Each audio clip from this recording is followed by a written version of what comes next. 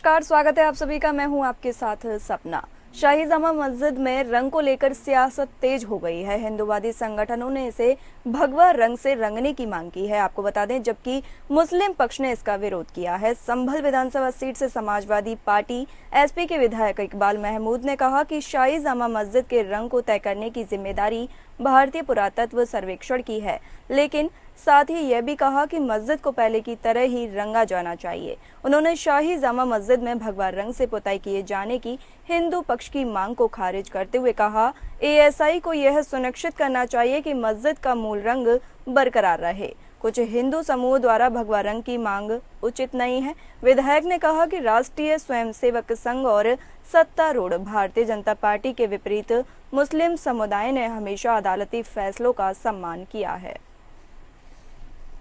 इसी के साथ ही ज्यादा जानकारी के लिए हमारे संवाददाता चरण सिंह हमसे जुड़े हुए हैं। चरण सिंह, विवाद में अब किस तरह की स्थिति बनी हुई है? जी, यहाँ पर पुताई को लेकर यहाँ जो मामला है वो हिंदू पक्ष कह रहा है कि यहाँ जो पुताई होनी है वो जो है भगवा रंग से होना चाहिए, लेकिन मुस्लिम समुदाय कह रहा है कि हमारी जामा मस्जिद पर जो है हमारा हक है और पुताई जो है हरे रंग से और सुनहरे रंग से होनी चाहिए। इसको लेकर लगातार यहाँ पर जो है गतिरोध बना हुआ है, लेकिन जो एएसआई की तरफ से जो पुताई का कार्य किया जा रहा है वह जो इस समय सफेदी का कार्य किया जा रहा है, अभी तक जो है ना तो हरा हुआ है ना भगवा हुआ है। हाईकोर्ट का निर्देश है कि सफेदी की जाए। जी, बहुत बहुत धन्यवाद चरण सिंह हमें जानकारी देने के लिए।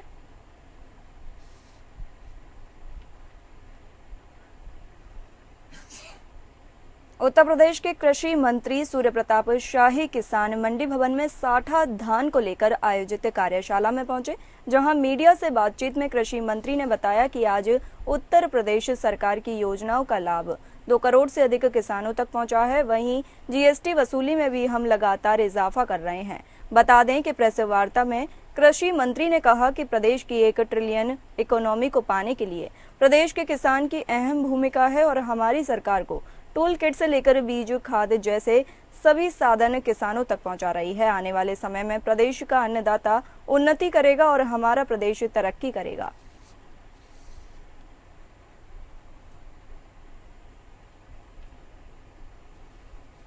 आदरणीय मुख्यमंत्री योगी आदित्यनाथ जी के मार्गनिर्देश पर $1 ट्रिलियन इकोनॉमी की दृष्टि से निरंतर हमारे विभाग द्वारा समीक्षा की जा रही है और विगत 2 वर्षों में एक अच्छी प्रगति आई है। और उसके भीतर जो उत्तर प्रदेश का जो जीएसडीए 24 लाख करोड़ रुपए के करीब है, उसमें से कृषि विभाग का 6,59,000 करोड़ के करीब हमारा जीएसडीए हुआ है।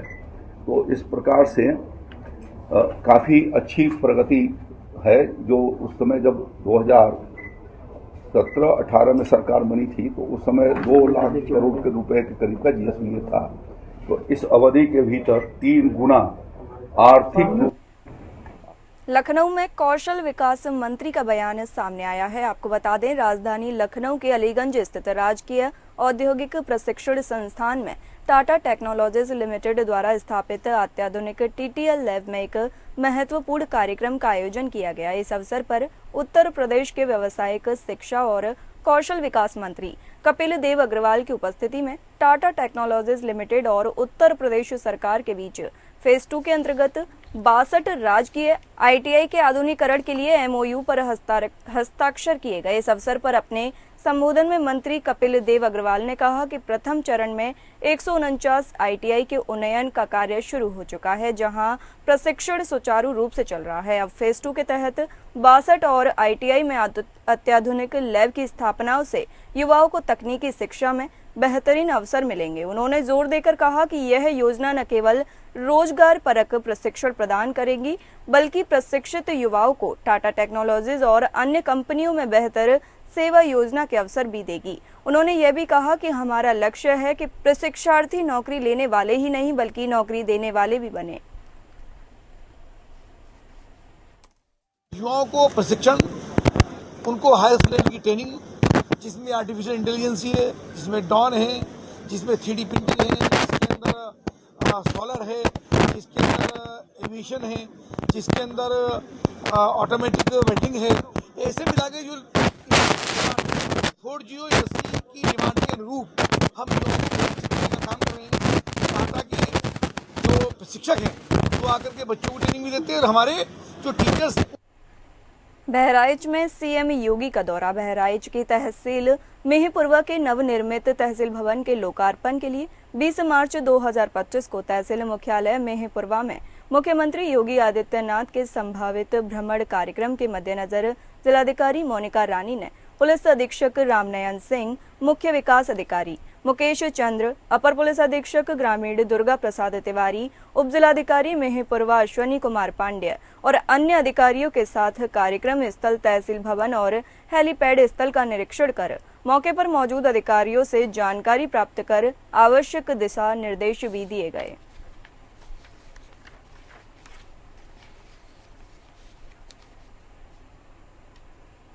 उत्तर प्रदेश के प्राथमिक विद्यालय अब निजी विद्यालयों से बेहतर होंगे। जी हां, योगी सरकार अब परिषदीय विद्यालयों को आधुनिक शिक्षा केंद्र के रूप में जोड़ रही है। इसका ताजा उदाहरण हम ग्रेटर नोएडा के मथुरापुर में 1 करोड़ 30 लाख रुपए की लागत से निर्मित हाईटेक विद्यालय में देख सकते हैं। इस विद्यालय का उद्घाटन बेसिक शिक्षा मंत्री संदीप सिंह आज करेंगे। ये हवादार कमरे, शानदार स्ट्रक्चर, बच्चों के बैठने के लिए ये बेहतरीन बेंच, डिजिटल लर्निंग के लिए LED टीवी, परिसर के अंदर मनोलुभावन पेड़ पौधे और सुरक्षा के लिए गेट व बाउंड्री वॉल। आपको शायद ये कोई प्राइवेट स्कूल लग रहा होगा, मगर नहीं, ये है उत्तर प्रदेश के योगी सरकार का ऑपरेशन कायाकल्प द्वारा विकसित स्कूल। जी हाँ, इस स्कूल में आधुनिक शिक्षा को बढ़ावा देने और बच्चों को वैश्विक प्रतिस्पर्धा के लिए तैयार करने के उद्देश्य से स्मार्ट क्लासरूम, डिजिटल बोर्ड, प्रयोगशालाएं, समावेशी शिक्षा सुविधाएं और स्वच्छता और स्वास्थ्य प्रबंधन को विशेष रूप से शामिल किया गया है।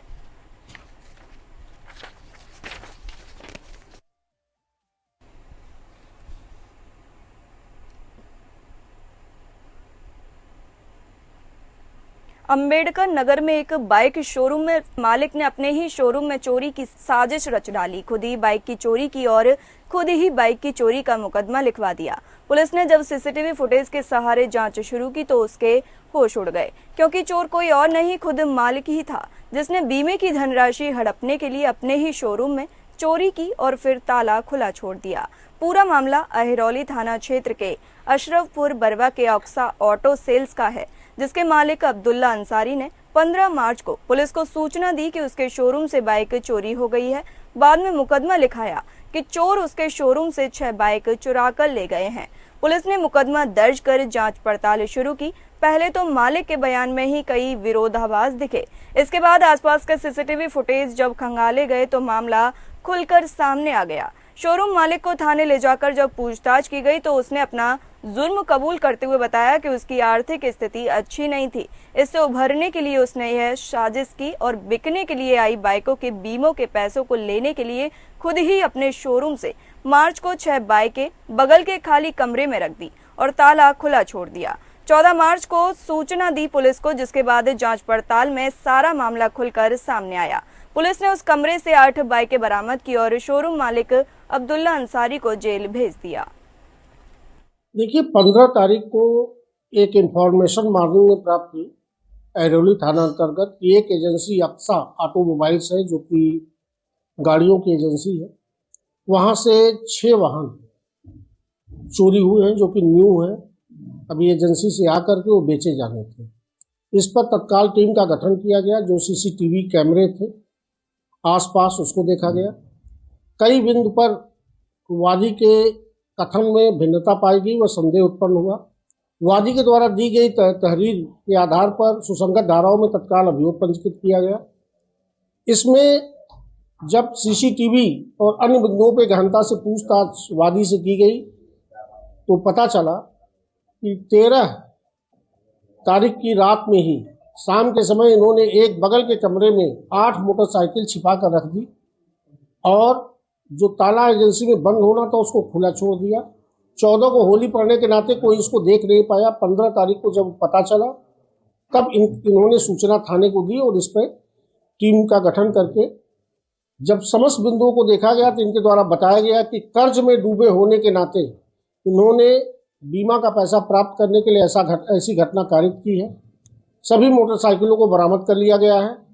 वादी के द्वारा पंजीकृत मुकदमे को तरमीम करके उसको जो उन्होंने इस प्रकार का मिथ्या साक्ष्य दिया, फर्जी तरीके से तथ्यों को प्रस्तुत किया और साक्ष्य को छिपाया, इन धाराओं में अभियोग पंजीकृत करके उनको माननीय न्यायालय के समक्ष प्रस्तुत किया।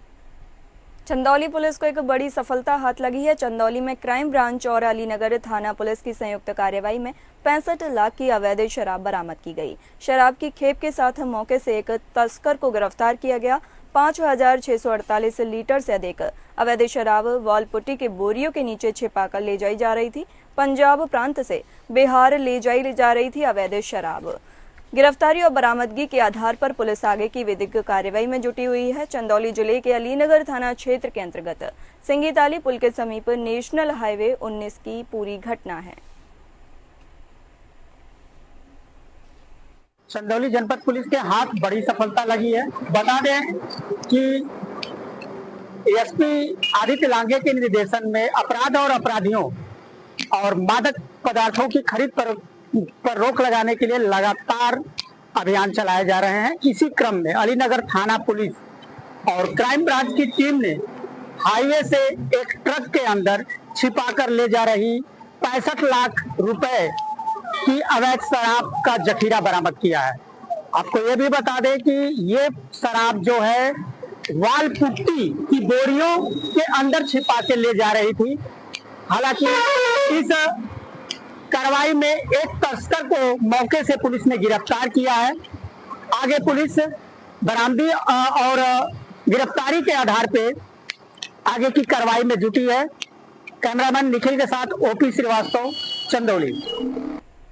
कौशाम्बी में दबंगों ने बालूघाट कर्मचारियों पर लाठी डंडों से हमला कर दिया। यूपी के कौशाम्बी जिले में बालू लोडिंग को लेकर बालूघाट पर लाठी डंडों से दबंगों ने हमला कर दिया। ओवरलोडिंग बालू को लेकर ट्रैक्टर चालकों और घाट कर्मचारियों के बीच विवाद हुआ, जो मारपीट में बदल गया। आरोप है कि हमलावरों ने कर्मचारियों से मारपीट कर 5,000 रुपए लूट लिए। घटना के बाद घाट मालिक ने कोतवाली में तहरीर दी, जिसके आधार पर पुलिस जांच में जुट गई है। मामला सराय अकेले थाना क्षेत्र के कटैया बालू घाट का है। मारपीट का वीडियो सोशल मीडिया पर वायरल हो रहा है।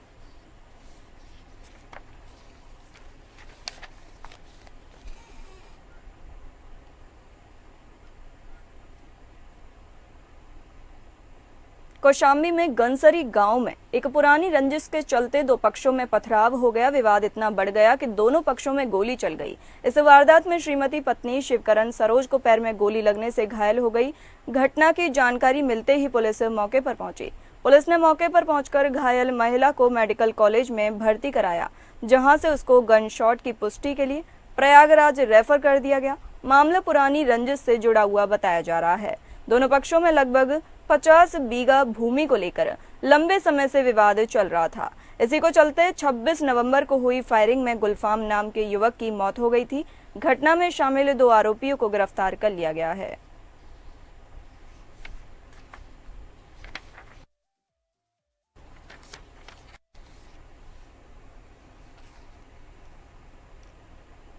संभल में नेजा मेला पर रोक लगाई गई। संभल में इस बार सैयद सालार मसूर गाजी की याद में लगने वाला नेजा मेला और ढाल लगाने की अनुमति नहीं मिली। एएसपी ने इसे लुटेरे और हत्यारे की याद से जोड़ते हुए राष्ट्र 2 में कार्रवाई की चेतावनी दी। हत्यारे और लुटेरे की याद में न नेजा मेला लगेगा न ढाल लगेगी। अज्ञानता में ये मेला लगाया जाता रहा तो अज्ञानी हो, और यदि जानबूझकर ये मेला लगाया गया तो वो देशद्रोही होगा। ये बात संभल कोतवाली में एएसपी श्री चंद्र ने धार्मिक नगर नेजा कमेटी के साथ वार्ता करते हुए कही।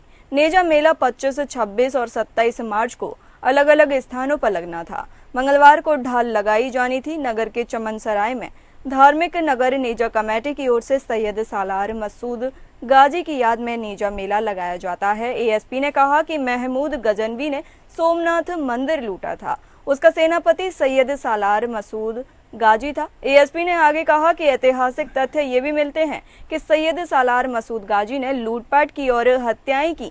इस पर दूसरे समुदाय के लोगों ने आपत्ति भी की है।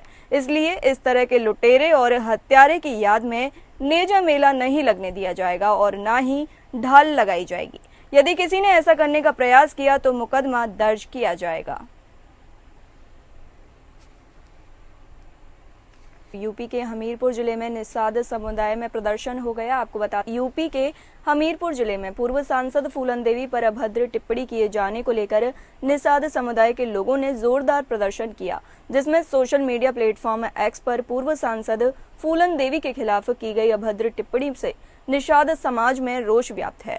डॉक्टर आशीष द्विवेदी द्वारा की गई अमर्यादित टिप्पणी के विरोध में निषाद समाज के लोग डीएम कार्यालय पहुंचे। दर्जनों की संख्या में एकत्रित निषाद समाज के लोगों ने आरोपी के खिलाफ कड़ी कार्रवाई की मांग की। निषाद पार्टी के कार्यकर्ताओं ने जिलाधिकारी को ज्ञापन सौंपा और प्रदर्शनकारियों ने बताया कि इसमें टिप्पणी करने वाले युवक के खिलाफ मामला दर्ज करने की मांग की गई है। समाज के लोगों ने चेतावनी दी है कि यदि आरोपी के खिलाफ उचित कार्रवाई नहीं की गई तो आंदोलन तेज किया जाएगा। प्रदर्शन के दौरान सैकड़ों की संख्या में पूर्व सांसद पर अभद्र टिप्पणी करने के मामले में लोग शामिल हुए और जल्द से जल्द कार्रवाई की मांग की।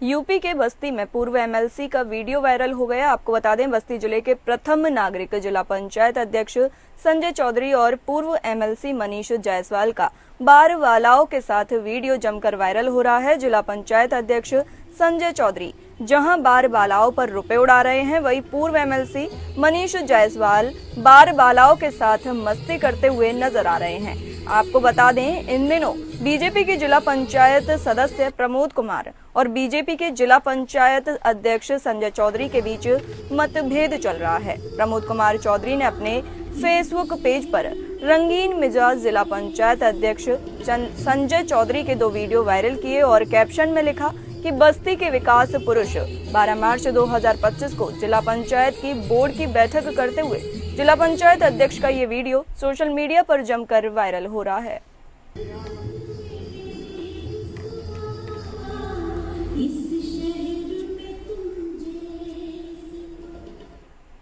यूपी के अमेठी में रेलवे की बड़ी लापरवाही सामने आई है। अमेठी के लखनऊ वाराणसी रेलखंड स्थित नेहालगंज रेलवे स्टेशन के पास मौजूद रेलवे फाटक पर बड़ा हादसा सामने आया है, जहां तड़के ट्रैक पर फंसी कंटेनर से मालगाड़ी की जोरदार टक्कर हो गई।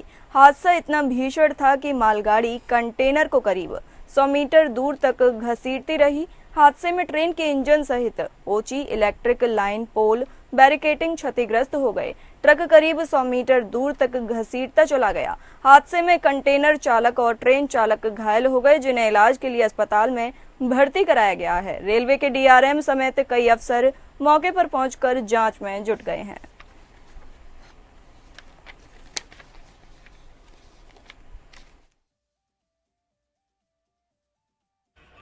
तभी पता चला यहाँ जो रेलवे क्रॉसिंग है, डंपर से कोई मालगाड़ी टकरा गई है। तो सब लोग वहाँ सुने, तो जो सब लोग स्टेशन थे यहाँ आए हैं देखने के लिए। कितने बजे घटना लग रही है? कितने बजे? ये 2:30-3 बजे करीब था। अच्छा, कैसे पता लगा आपको? क्या आवाज़ आई? क्या? हाँ, वहाँ से कुछ खड़खड़ाहट की आवाज़ आई, तो स्टेशन पे आरपीएफ वाले यहाँ आने लगे, बताए कि अच्छा, क्या लगा जब आप यहाँ आए कि क्रॉसिंग बंद नहीं थी, उसकी वजह से जो है मालगाड़ी कंटेनर टकरा गई? क्या हुआ? अब यहाँ देखा गया तो ये इसका गेट टूट गया है, लगता है इससे कोई टक्कर हुई है। माफिया अतीक अहमद का खात्मा हो गया, लेकिन उसके गुर्गों का आतंक अभी भी जारी है। आपको बता दें, अतीक के गुर्गों ने कौशाम्बी जिले में बीजेपी युवा मोर्चा के जिला महामंत्री हर्ष केसरवानी की जमीन पर जबरन कब्जा कर लिया। विरोध करने पर माफियाओं ने 50 लाख रुपए की रंगदारी मांगी। रंगदारी नहीं देने पर हथियारबंद माफियाओं ने हमला बोल दिया। महामंत्री हर्ष केसरवानी और उनके भाई शशांक पर हमला किया गया। घटना पर पहुंचे कोखराज थाना प्रभारी चंद्रभूषण मौर्य ने मामले को शांत कराया। घटना कोखराज थाना क्षेत्र के गिरसा चौराहे की है। पुलिस के सामने हथियारबंद अतीक के गुर्गों के आतंक से लोगों में दहशत का माहौल है। हालांकि गुंडागर्दी का वीडियो सामने आने के बाद पुलिस एक्शन में है। एसपी के आदेश पर 6 नामजद और 40 से 50 अज्ञात लोगों पर केस दर्ज किया गया है। पुलिस ने मोहम्मद उमर, सलमान अहमद, रितेश केसरवानी, समर उपाध्याय, अथर मिश्रा और नितेश पांडे पर केस दर्ज किया है। उमर और सलमान अहमद माफिया अतीक के गुर्गे बताए जा रहे हैं। इन लोगों ने मेरी जमीन पर जबरन कब्जा किया। रसूलपुर गिरसा में जब मैं मौके पर अपनी जमीन पे पहुंचा तो वहां पे मेरी जमीन पर मुझे ही खोद कर गाड़ने की धमकी दी गई, जिसमें जब मैं वहां से निकलने की कोशिश कर रहा था तो मुझे वहां से घेर के उन्होंने जान से मारने की कोशिश की गई और वहां पे पुलिस प्रशासन के सामने ही मेरे साथ अभद्रता हुई है, जिसमें मैंने एसपी कौशाम्बी को भी इसमें संगठन में मैंने उनको लेटर दिया। उसके बाद भी इन लोग का ये रसूख और ये माफिया गिरी है कि उसके बाद भी नहीं सुधरे। तब उन्होंने 15 तारीख को फिर से मेरे साथ एक नई घटना करने की कोशिश की, जिसमें मुझे रोक करके मुझसे 50 लाख रुपए की रंगदारी मांगी और मुझे जान से पूरे परिवार को मारने की धमकी दी गई। मैं योगी जी से और डिप्टी सीएम केशव प्रसाद मौर्य दोनों लोगों से मैं निवेदन करूंगा कि मेरी रक्षा करें, मेरे परिवार की सुरक्षा करें। मैं अपनी सरकार में ही मैं सरकार से भीख मांग रहा हूं कि मेरी मदद करें, मुझे इन जैसे माफियाओं से बचाएं। फिलहाल इस बुलेटिन में इतना ही। नमस्कार।